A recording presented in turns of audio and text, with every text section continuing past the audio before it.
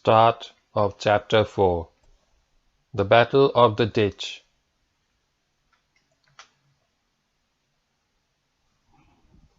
You have indeed in the Messenger of Allah a beautiful example for anyone whose hope is in Allah and the Last Day, and remembers Allah much.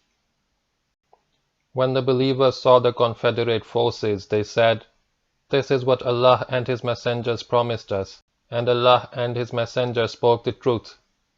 It added only to their faith and obedience. Among the believers are men who have been true to their covenant with Allah. Of them, some have completed their vow and some wait, but they have never wavered in the least. That Allah may reward the men of truth for their truth, and punish the hypocrites if He wills, or turn to them in mercy, for Allah is oft forgiving, most merciful.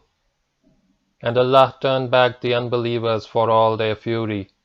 No advantage did they gain, and enough is Allah for the believers in their fight, and Allah is full of strength, full of might. He took those of the people of the book who aided them down from their strongholds, and cast terror in their hearts. Some you slew, and some you captured. He made you heirs of their lands, their houses, and their goods, and of a land which you had not frequented before, and Allah has power over all things. The Noble Quran, Chapter 33, verses 21 to 27. For several days after his return to Mecca, the Battle of Uhud occupied the mind of Khalid. He thought time and again of how the opportunity had arisen when the archers abandoned their position, and how quickly and accurately he had grasped the possibilities of a maneuver. Khalid was to repeat such counterstrokes in later battles of his career, but the one fact that weighed heavily on his mind, and which he found difficult to explain, was the courage and tenacity of the Muslims. It did not seem natural that a small force, so vastly outnumbered and attacked from all directions, should hold out with such rock-like determination, and be prepared to fight to the end in defense of its leader and its faith. After all, the Muslims were the same stock as the Quraysh and other Arabs. Perhaps there was something that the new faith did to its votaries, which other faiths could not do. Perhaps there was something about the personality of Muhammad sallallahu alaihi wasallam which other men lacked. Such thoughts would occupy the mind of Khalid, but so far he was not in any way inclined towards the new faith. In fact, he looked forward to facing the Muslims again, but without bitterness or rancor. He thought of the next battle as a sportsman might think of his next match. And Khalid continued to enjoy the good life with the vigor and enthusiasm which were characteristic of the man. For the next 2 years, there was no direct military clash between the Muslims and the Quraysh. There was, however, an incident known as the Incident of Raji, a brutal and horrible affair which further embittered relations between Mecca and Medina. This incident took place in July 625. Some Arabs came to the Prophet as a delegation from their tribe, expressed their desire to embrace Islam, and asked him to send some men well versed in the Quran and the ways of Islam to explain the faith and its obligation to their tribe. The Prophet nominated 6 of his companions for this task, and these men, proud of being selected to spread the true faith, set off with the delegation, entirely unaware of the trap that awaited them. When these men with their guides reached a place called Raji, not far from Usfan, they were ambushed by 100 warriors from the tribe which had invited them. The Muslims drew their swords, but they never had a chance. 3 of them were killed and 3 captured. The prisoners were led to Mecca, en route to which one of them was able to free himself from his bonds and attacked his captors, but he too was killed. The 2 captives who eventually got to Mecca were Khubayb bin Adi and Zayd bin al-Dasina. Both of them had killed infidels in battle, and their captors now took them to Mecca and sold them at a high price to the relatives of the dead infidels, who bought them eagerly with the intention of killing them in revenge for those whom they had lost. For some days no action was taken against the prisoners, as this was the holy month of Safar. As soon as the month ended, the two captives were taken to Tan'im, a place by the northwestern edge of Mecca, where the entire population of the town had gathered, including slaves, women, and children. 2 wooden stakes had been dug in the ground, and to these the captives were led. They asked to be allowed to say a final prayer, and the request was granted. When the prayer was over, the captives were tied to the stakes. Each of them was now given the option of returning to the idol worship of the Quraysh or death. Both the Muslims chose the option of death. Next, Abu Sufyan went up to each captive and said, "Do you not wish that you were safe in your home and Muhammad were here in your place?" Each of them vehemently rejected the suggestion and said that no amount of suffering could put such an idea into his mind. Vexed and angered, Abu Sufyan turned away and remarked to his friends, "I have never seen men love their leader as the men of Muhammad love Muhammad sallallahu alaihi wasallam." Zayd was the first to die, and his death was quick and easy. A slave walked up to him and drove a spear through his chest. Next came the turn of Khubayb, and this was to be a show. This is what the people of Mecca had come to watch with joyful anticipation. At a signal, 40 boys carrying spears rushed to the stake where Khubayb was tied and began to prick him with their spears. Sometimes they would move away and then come rushing at him again with raised spears as if to kill him, but would withhold a blow at the last moment and just prick lightly, sufficient to cut and pierce the skin, but not to kill. Some of the boys were clumsy and cut deeper than others, and soon the body of Khubayb was covered with blood that flowed from hundreds of shallow wounds. As each spear pricked him he would wince, but not a sound escaped his lips, and the spectators were thrilled by the spectacle of Khubayb's suffering.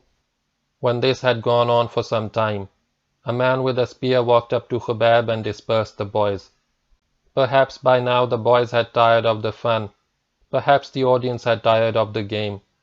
This man now raised his spear and drove it through the heart of Khubayb, putting an end to his agony. The 2 bodies were left to rot at the stake. The man who organized this show and prepared the boys for the part which they had to play was none other than Ikrimah, son of Abu Jahl. Little did Ikrimah know, when he angered this horrible and gory entertainment, that he could be forgiven his savage opposition to Islam and the Muslim, blood that he had shed at Badr and Uhud, but this he could not be forgiven. On this day, Ikrimah became a war criminal. It will be remembered that before leaving the Battle of Uhud, Abu Sufyan had thrown a challenge to meet the Muslims again at Badr in a year's time, and the Prophet had accepted the challenge. This would mean a rendezvous during March 626, but as the time of the rendezvous approached, Abu Sufyan felt disinclined to meet the Muslims. The winter rains had been even more scant than usual, and as the winter passed, there was a sudden increase in temperature. The weather was hot and dry, and the year promised to be an unusually bad one. Abu Sufyan decided to postpone the operation and sent an agent to Medina to spread the rumor that the Quraysh were assembling in vast numbers, and would this time come in much greater strength than at Uhud. His intention was to frighten the Muslims into remaining at Medina, but when these reports reached the Prophet, he declared, "I shall keep the rendezvous with the infidel even if I have to go alone." In late March, the Muslims marched from Medina. They numbered 1,500 men, of whom 50 had horses. The army arrived at Badr on April 4, 626, the 1st of Zulqa'd, 4 Hijri, but there was no sign of the Quraysh. When Abu Sufyan received news of the movement of the Muslims from Medina, he got the Quraysh together and rode out of Mecca. The army consisted of 2,000 men and 100 horses, and stalwarts like Khalid, Ikrimah, and Sufwan again rode with the army. When the Quraysh got to Usfan, however, Abu Sufyan decided that he was not under any circumstances going to fight this campaign.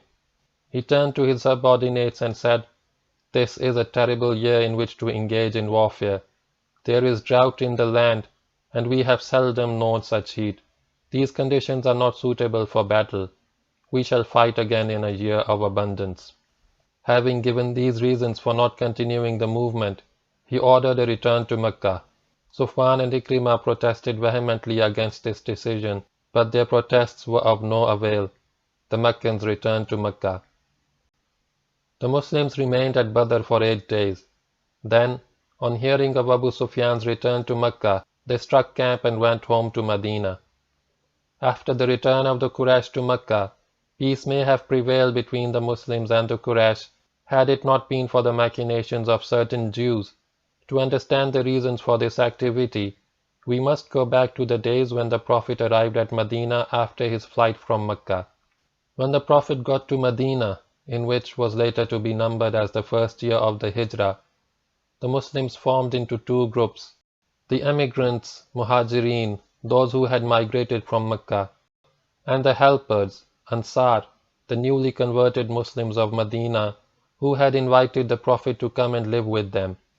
A third small group among the Muslims became known as the hypocrites, Munafiqeen, and these were inhabitants of Medina who had accepted the Prophet and his faith in order to conform to the general trends of events, but were not Muslims at heart.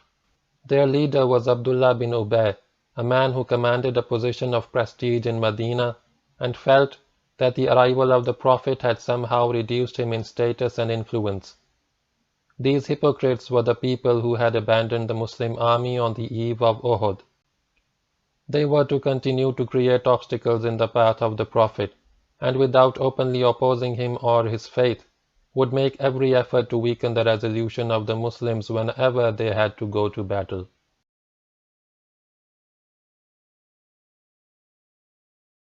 An important element in the population of Medina consisted of Jews, comprising 3 tribes known as Bani Qaynuqa, Bani Nazir, and Bani Qurayza. When the Prophet arrived at Medina, these Jews accepted him without reservation and could see no possible threat to their position from the new faith. Each of the tribes entered into a pact with the Prophet, which could be described as a friendship pact or a non-aggression pact. The pact included a clause under which one party would not in any way assist the enemies of the other party, should the other party be engaged in hostilities. While the Prophet had been in Mecca, the revelations of the Quran had dealt mainly with spiritual and religious matters. Thus the character of Islam then was essentially spiritual and religious, dealing with man's relationship with Allah. When the Prophet migrated to Medina, Islam took on a more dynamic and vital role in the affairs of men, entering the fields of society, politics, and economics. It began to deal with the man as a member of society and society as an instrument for the achievement of a more virtuous, more progressive, and more prosperous way of life for mankind. This new dynamism which entered the character of Islam was bound to bring it into conflict with the older faiths. A clash was inevitable sooner or later, and the nearest of the older religions with which Islam came in conflict was Judaism. The Jews first became conscious of the threat to their position when the Muslims won a resounding victory at the Battle of Badr. Then the Bani Qaynuqa broke their pact and came out in open opposition to the Muslims. The Prophet besieged this tribe in its strongholds and forced it into submission. As punishment for violating their pledge, the Bani Qaynuqa were banished from Medina, and they migrated to Syria. The next Jewish tribe to break its pledge was the Bani Nazir, which happened soon after the Battle of Uhud. This tribe received the same punishment from the Muslims. Some of its members migrated to Syria, while others settled down in the area of Khaybar, north of Medina. In the operations against both these tribes, Abdullah bin Ubay, the chief of the hypocrites, first sided with the Jews, secretly inciting them to fight the Prophet and promising active help from his followers. Later, when he saw the fortunes of war turning in favor of the Muslims, he abandoned the Jews to their fate. The third Jewish tribe, the Bani Qurayza, continued to live peacefully in Medina. Its relations with the Muslims were perfectly normal and entirely peaceful, each side respecting and observing the terms of the pact. But the Jews of the Bani Nazir who had settled at Khyber did not forgive the Muslims the banishment which they had suffered. After Uhud they came to know of the agreement between the Muslims and the Quraysh to fight another battle, and they waited patiently, hoping that in that battle the Muslims would be crushed. But when they found a year later that there was not going to be another battle, they decided to take direct action to bring on an attack against the Muslims. As the summer of 626 came to an end, a delegation of the Jews of Khyber set out for Mecca. Their leader was Huyay bin Akhtab, who had been the chief of the Bani Nazir in Medina. On arrival at Mecca, this delegation conferred with Abu Sufyan and set about to organize an expedition against the Prophet. It was necessary for Huyay to work on the fears and emotions of the Quraysh, and he started off by outlining the danger the Quraysh faced from the spread of Islam in Arabia. If the Muslims reached Yamama, the Quraysh trade routes to Iraq and Bahrain would be blocked. "Tell me, O son of Akhtab," asked Abu Sufyan, "you are one of the people of the book. Is it your opinion that the new religion of Muhammad is better than our religion?"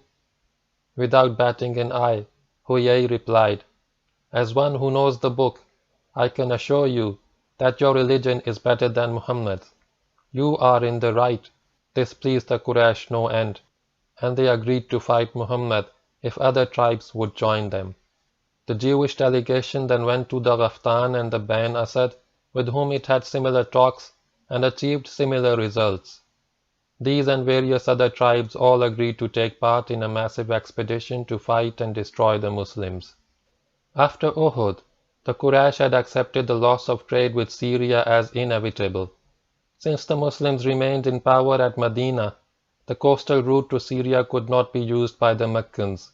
So the Meccans increased their trade with Iraq, Bahrain, and the Yemen, and thus more or less made up for the loss which they had suffered in the stoppage of their trade with Syria. As a result of the conference with the Jewish delegation, however, Abu Sufyan became more conscious of the danger to the Meccan trade by the further spread of Islam. If the Muslims reached Yamama, the Quraysh trade would have to be confined to Yemen, for the routes to Iraq and Bahrain would then be in Muslim hands. And this further curtailment of their trade would be an economic blow which the Quraysh could never survive. Abu Sufyan had also been needled a great deal by Sufyan bin Umayyah for his lack of spirit in the last expedition.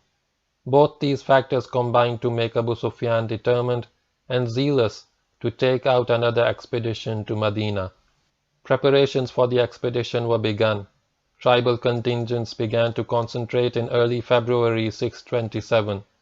The Quraysh provided the largest force, consisting of 4,000 men, 300 horses, and 1,500 camels. Next came the Ghatfan with 2,000 men under Uyayna bin Hisn, while the Bani Sulaym sent 700 warriors.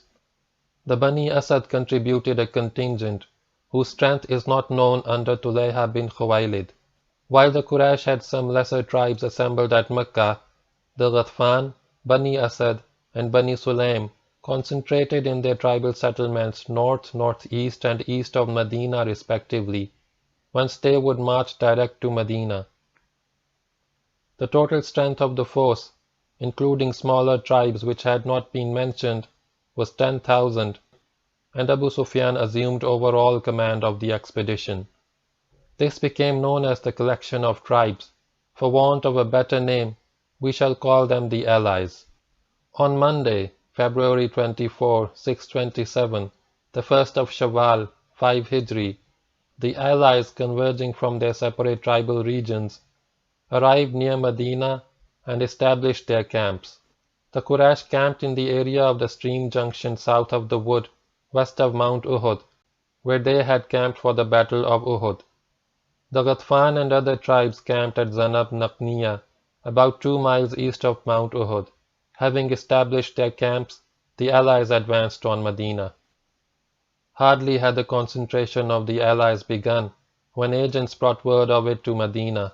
As more and more tribal contingents gathered, the reports became increasingly alarming. Finally, the Prophet received the information that 10,000 warriors bent on destroying the Muslims were marching on Medina. There was alarm and despondency among the Muslims as this unpleasant intelligence was received. The Muslims had, of course, always been numerically inferior to their enemies. The ratio of relative strengths at Badr and Uhud had been 1:3 and 1:4 respectively, and although the number of Muslims at Medina had now increased to 3,000 able-bodied men, many hundreds among them were hypocrites on whom no reliance could be placed. And 10,000 seemed a terribly large figure. Never before in the history of the Hijaz had such a vast army assembled for battle. Then came light in the form of a suggestion by Salman the Persian. He explained that when the Persian army had to fight a defensive battle against superior odds, it would dig a ditch too wide and too deep to cross in the way of the enemy. To the Arabs, this was an unfamiliar method of warfare, but they saw its virtue and the proposal was accepted. The Prophet ordered the digging of the ditch. Many of the Arabs who could not comprehend such tactics seemed unwilling to get down to the arduous labor of digging, and the hypocrites as usual went about dissuading the people from taking all this trouble. But the Prophet got down to digging with his own hands, and after this no self-respecting Muslim could keep away from the task. The ditch was sighted, and its entire length divided among the Muslims at the scale of 40 cubits per group of 10 men.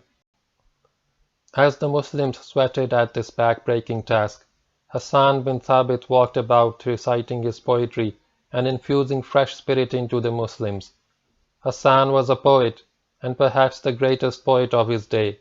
He could extemporize verses on any subject and on any occasion, and do it so beautifully that his listeners could hardly believe that the composition was extemporaneous. He could move people to a frenzy of emotion.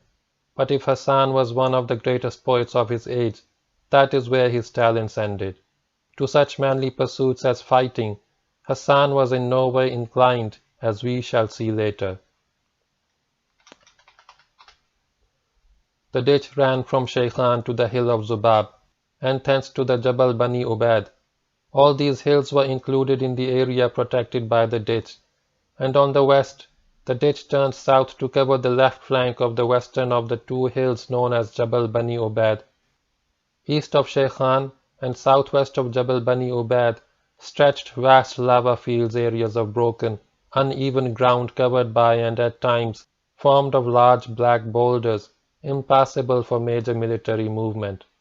A little south of the center of the ditch stood the prominent hill of Sila, about 400 feet high, a mile long, and a little less across, running generally north-south but with spurs extending in all directions.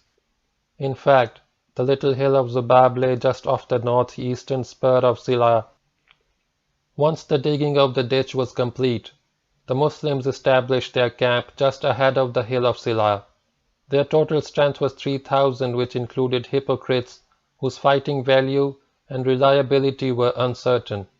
The Prophet's plan was to keep the bulk of his army uncommitted to strike at any spot where the enemy managed to get a foothold across the ditch, to guard against surprise. The ditch was lightly covered along its entire length by 200 men, most of whom were placed as pickets on the hills, commanding the ditch. A mobile force of 500 men was employed to patrol the various settlements of Medina and deal with any infiltrators who might enter unseen, and also gave some protection to areas not covered by the ditch. Medina was not then a city as it is now, but consisted of a group of settlements and forts. The center of Medina, physical and spiritual, was the Prophet's mosque. The women and children were placed in forts and houses away from the main front, which faced north and northwest. The winter that was now passing had been a severe one. It was also to prove a long winter. When the Quraysh saw the ditch, they were first dismayed, and then moved to indignation. They had come in such strength that victory had seemed certain. Abu Sufyan had joyfully expected to fight a victorious battle, and now here was this blessed ditch in the way. By Allah, Abu Sufyan exploded, such stratagems are not the way of the Arab. In the simple mind of the average Arab, there was no room for such tactics. To the chivalrous Arab, this was definitely not cricket. However, the Allies moved up their camp, deployed along the ditch on the north and northwest, and settled down to a siege that was to last 23 days. By day the Allies would come up to the ditch, which the Muslims covered lightly from the home side. There would be an exchange of archery which would go on for most of the day, and for the night the Allies would return to their camp. Mostly by day and sometimes by night, Allied patrols would move up and down the ditch trying to find a place at which a crossing could be attempted. They were eventually to find one such place, but more of that later. For 10 days the siege continued with no decision and no let-up on either side. The morale of both sides came under considerable strain, but tended to harden rather than weaken. The Muslims began to feel the pangs of hunger. There were no large stocks of food in Medina, and the Muslims were now on half rations. The hypocrites became louder and more open in their criticism of the Prophet. While the ditch was being dug, the Prophet had promised the Muslims that within a few years they would destroy the might of Rome and Persia and possess themselves of the wealth of those empires. The hypocrites now began to say, Muhammad promises us the treasures of Caesar and Khosrows, but he cannot get us out of this simple predicament. The true believers, however, remained firm and steadfast, and their faith in their leader remained unshaken. The situation gradually worsened for the Allies too, so that discontent raised its head in their ranks.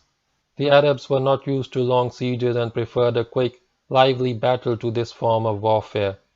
The weather had remained unpleasant and began to cause a good deal of distress among the Allies. Food also ran short, as Abu Sufyan had made no arrangements for provisions to tide them over such a long period of time. But since the Allies were not themselves under siege, some measures were hastily taken to gather provisions from outlying areas. The men began to grumble, and Abu Sufyan had to think hard to find some way out of this impasse. Finally, he consulted Huyay the Jew, and between them they hit upon a new plan, which showed every promise of success. On the night of Friday, March 7, Huyay stole into the settlement of the Bani Qurayza. He knocked at the door of their leader, Ka'b bin Asad, but the latter, guessing that Huyay had come as a Jew and probably intended to incite his fellow Jews against the Prophet, refused to see him. After some wrangling, however, Huyay was allowed in, and he gently and cleverly began to work on Ka'b, pressing him to join the Allies in the war against the Muslims. At first Ka'b refused. Muhammad has kept his pact with us, and we have no reason to complain, he said. In any case, you have no certainty of victory. If we join you and the campaign fails, your idol worshippers will go back in peace to their homes, and we will have to bear the brunt of the wrath of Muhammad. But the visitor continued to press, now threatening, now tempting, now begging, and eventually got Ka'b to agree to a pact with the Allies. According to the terms of this pact, there would be a simultaneous attack by the Allies and the Bani Qurayza. These Jews had their settlement and their forts 2 miles southeast of Medina, and they would attack from this direction and draw some of the Muslims away from the ditch, while the Allies attacked frontally. In case the attack failed, the Allies would leave a strong garrison in the Jewish forts to defend the Jews against the Muslims, who were bound to turn against them in revenge. The Bani Qurayza asked for 10 days to prepare themselves before the attack was begun, during which period the Allies could continue minor operations from the north. Thus, the last of the Jews of Medina, following in the footsteps of their co-religionists, broke their pact with the Muslims. Little did they know how heavily they would pay for their perfidy. It was not long before the Prophet came to know about this pact. He got the intelligence through one of his agents who entered the camp of the Allies one night, and unknown to them, overheard certain conversations. Then rumors of the pact also spread, and the report was ultimately confirmed by the incident of Safiya and the Jew. Safiya was an aunt of the Prophet, and along with other women and children had moved to a small fort in the southeastern part of Medina. Present in the fort was Hassan the poet, and he was the only man there. One day, Safiya, looking down from the fort, saw a fully armed Jew moving stealthily beneath the wall, as if seeking a way around the fort. Safiya at once concluded that he was a scout of the Bani Qurayza, who had been sent to reconnoiter a route which the Jews might take in their attack. This Jew would act as a guide, leading his tribe into the unprotected rear of the Muslims. Safiya went to the poet and said, "O Hassan, there is a Jew who is seeking a way by which he can lead the Bani Qurayza to attack our settlements from the rear. You know that the Messenger of Allah and all the men are busy at the front and cannot detach forces to protect us. This man must be killed. Go and kill him at once." "May Allah bless you, O daughter of Abdul Muttalib," replied Hassan. "You know that such work is not for me." Throwing a glance of contempt at the poet, Safiya picked up a club, tied a waistband around her waist, and went down to meet the Jew. The brave lady killed the Jew, leaving him lying with a crushed skull in a pool of blood. She returned to the fort and said to Hassan, "I have killed him, O Hassan. Now go and take the booty from his body, for it is not right for a woman to undress a man." "May Allah bless you, O daughter of Abdul Muttalib," replied Hassan. "I have no need for such booty." When the news of this incident reached the Muslims, there was no doubt left in their minds about the treachery of the Bani Qurayza. The situation now became more tense, and the hypocrites became more outspoken. From half rations, the Muslims came down to quarter rations. Later it was to become no rations. Their resolution was still unshaken, but if the siege continued very much longer, sheer starvation would force the Muslims to submit, and the Muslims could find no direct military solution to the problem. The Prophet now decided to use diplomacy to achieve results which were not attainable by force of arms. He started secret negotiations with Uyayna, the commander of the Ghatfan contingent. Uyayna was a brave and simple soul, a one-eyed man possessing more brawn than brain. He was to earn from the Prophet the nickname of the Willing Fool.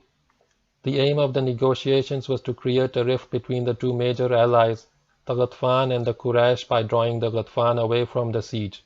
If this were achieved, other tribes might also pull away from the Quraysh. But even if they did not, the absence of the powerful Ghatfan contingent of 2,000 warriors would reduce the allied strength to manageable proportions, whereafter military action could be taken to drive the allies away from Medina. If the Ghatfan secede from the alliance and return to their homes, they shall be given 1/3 of the date produce of Medina, were the terms offered by the Prophet. This offer was accepted by Uyayna, who had by now lost all hope of military victory. The pact was drawn up, but before it could be signed and sealed, without which it would not be binding, the Prophet decided to mention the matter to some of the Muslim leaders.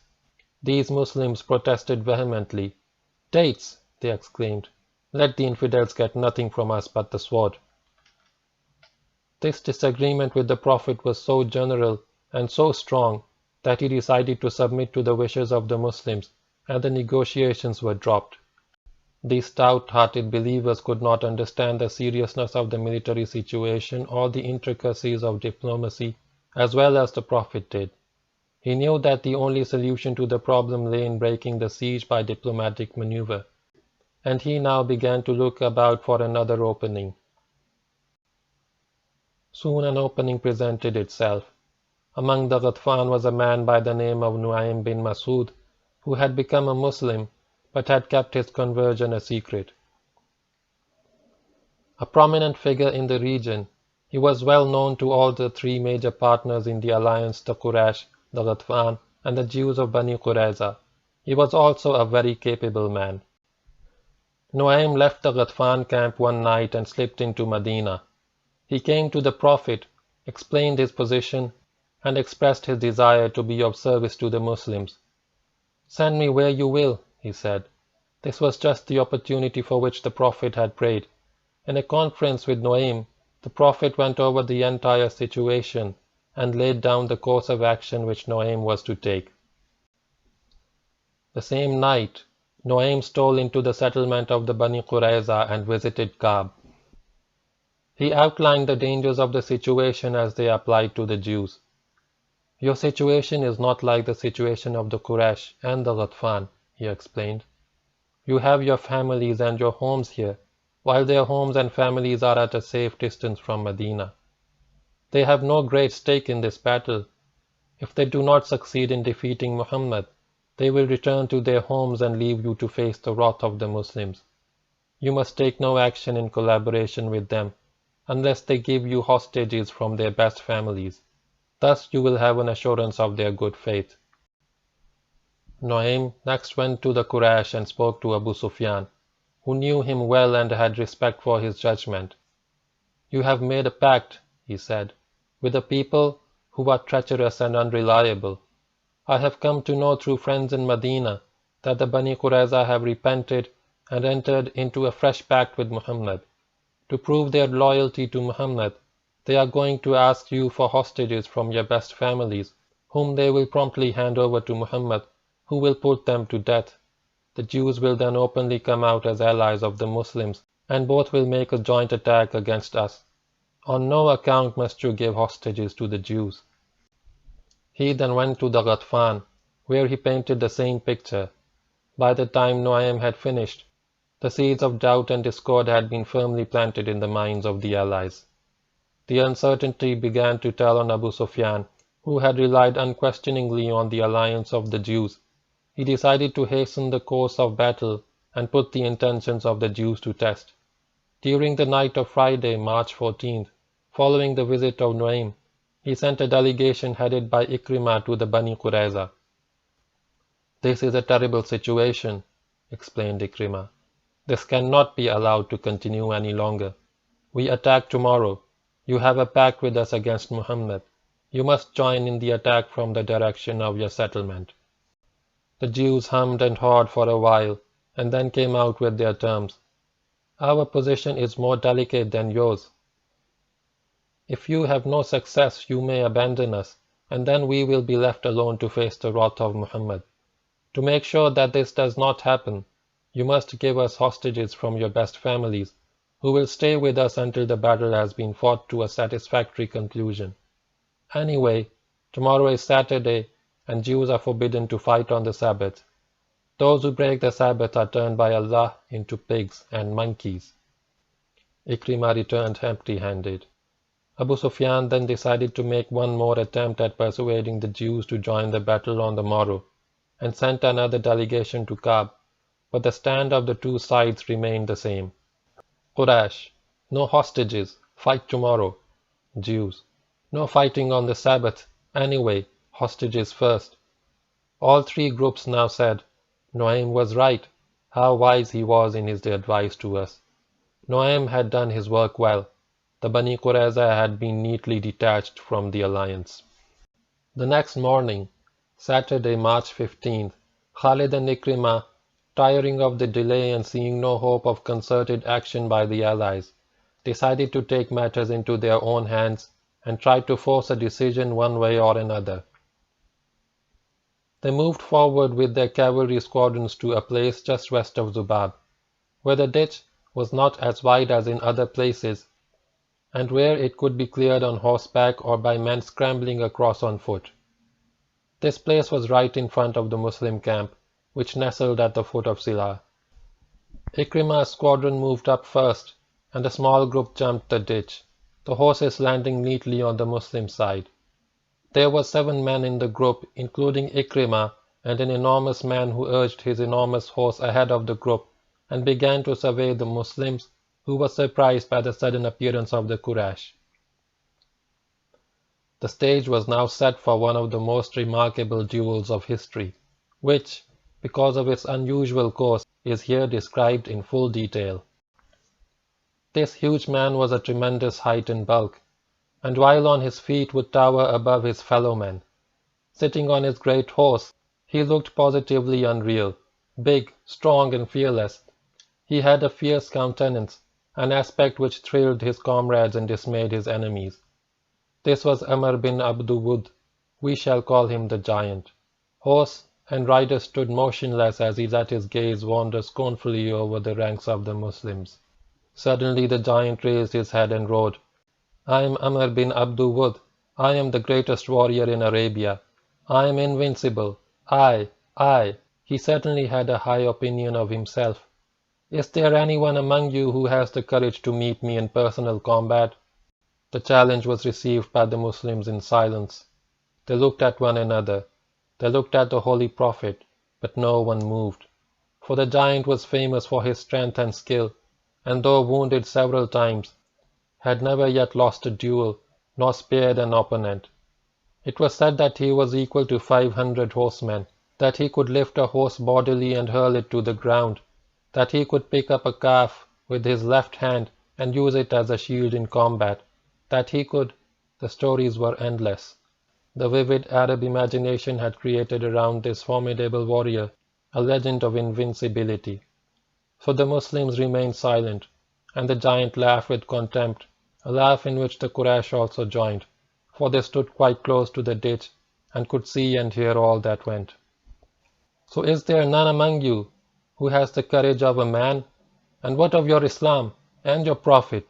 At this blasphemous taunt, Ali left his position in the front rank of the Muslims, approached the Holy Prophet, and sought permission to engage the challenger and silence his insolent tongue once and for all.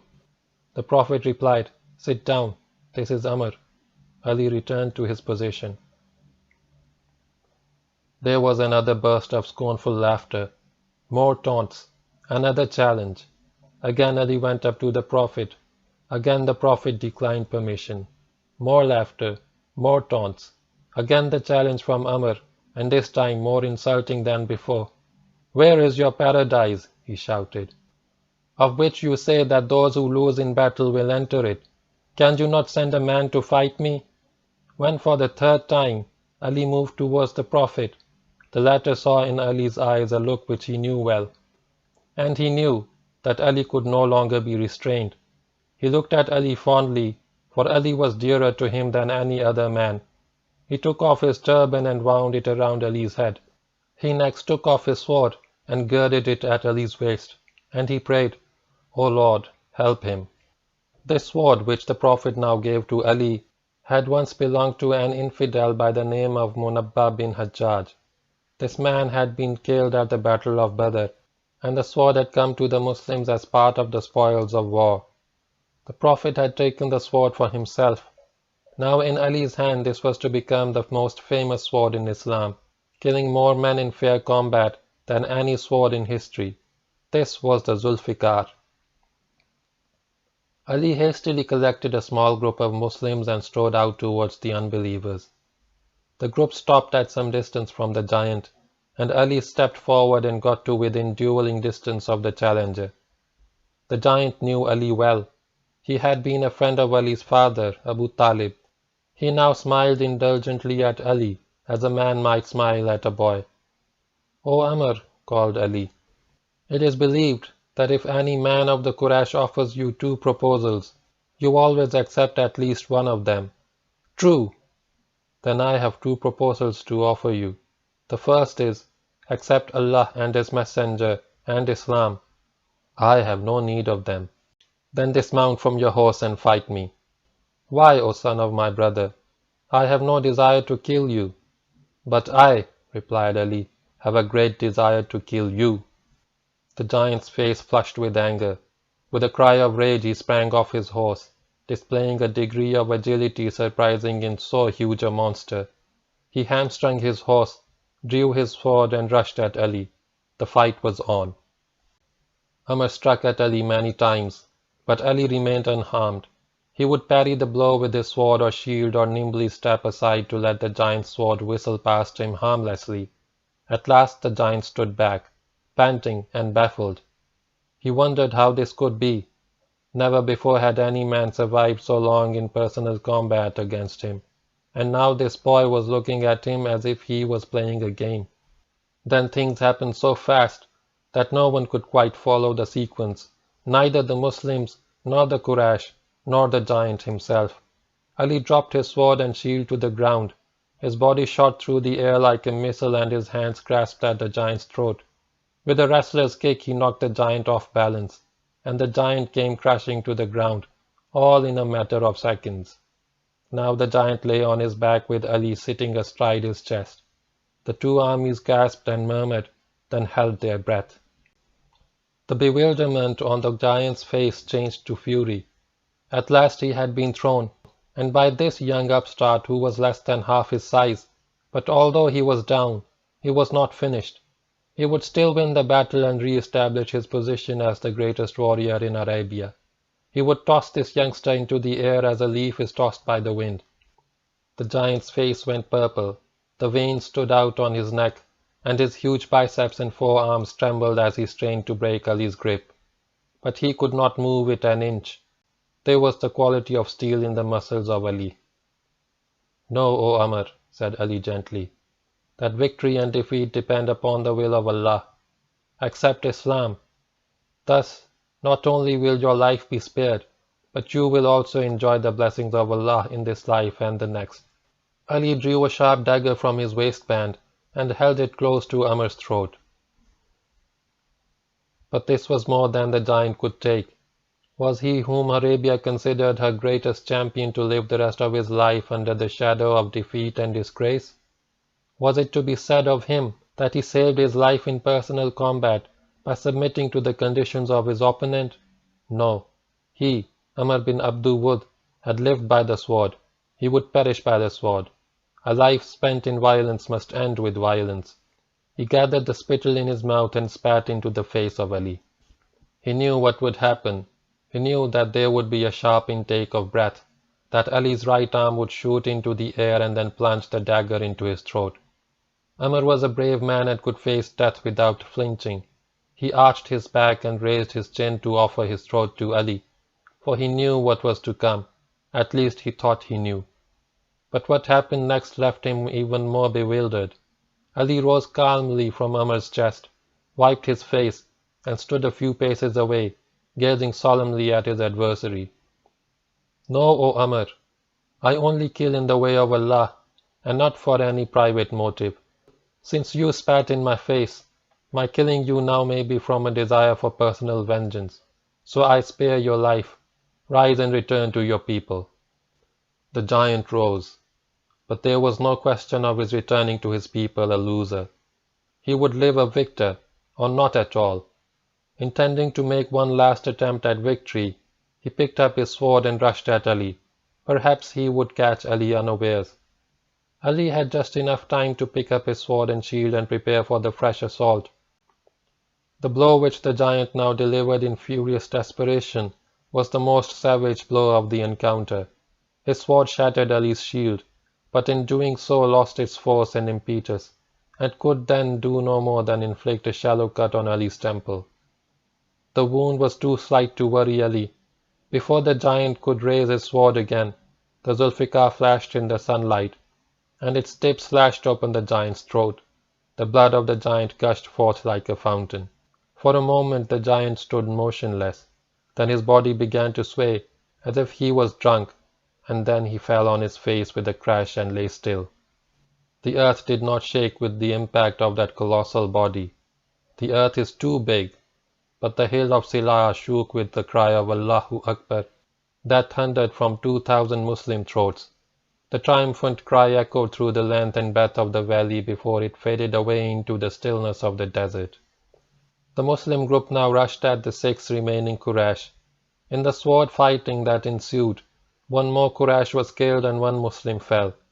A few minutes later, the Quraysh group turned and hastily withdrew across the ditch. Ikrimah dropped his spear as he jumped the ditch, on which Hassan the poet wrote many a rude verse. A man known as Nofal bin Abdullah, a cousin of Khalid's, was not successful in clearing the ditch and fell into it. Before he could rise, the Muslims were on the bank and hurling stones at him. Nofal wailed, "O Arabs, surely death is better than this." Thereupon Ali obliged the man by descending into the ditch and cutting off his head. The Muslim group now returned to camp, and a strong guard was placed at the crossing.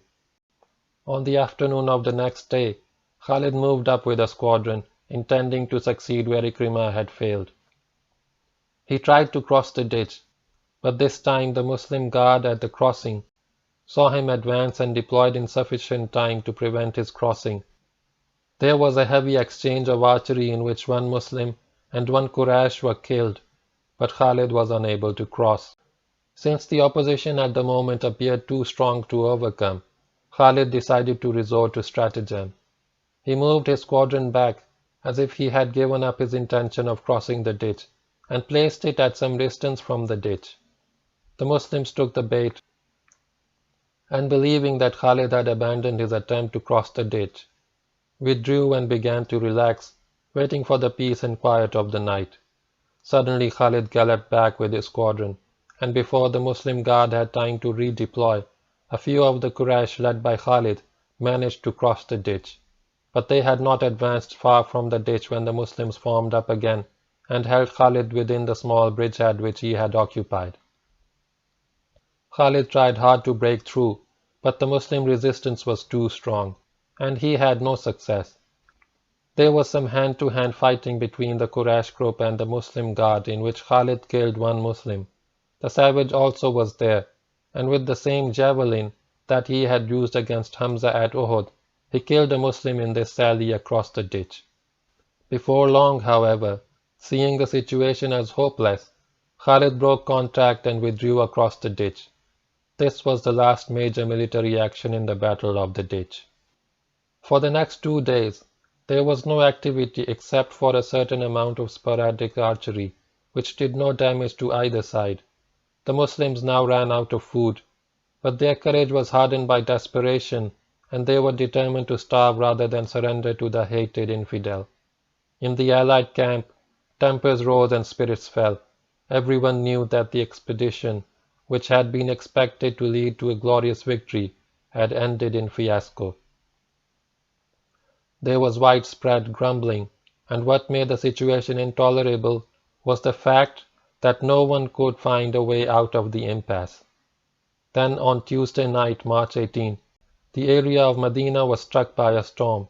Cold winds lashed at the Allied camp and howled across the valley. The temperature dropped sharply. The Allied camp was more exposed than the Muslim camp, and the storm appeared to strike the Allies with a vengeance. It put out fires, knocked down cooking pots, carried away tents.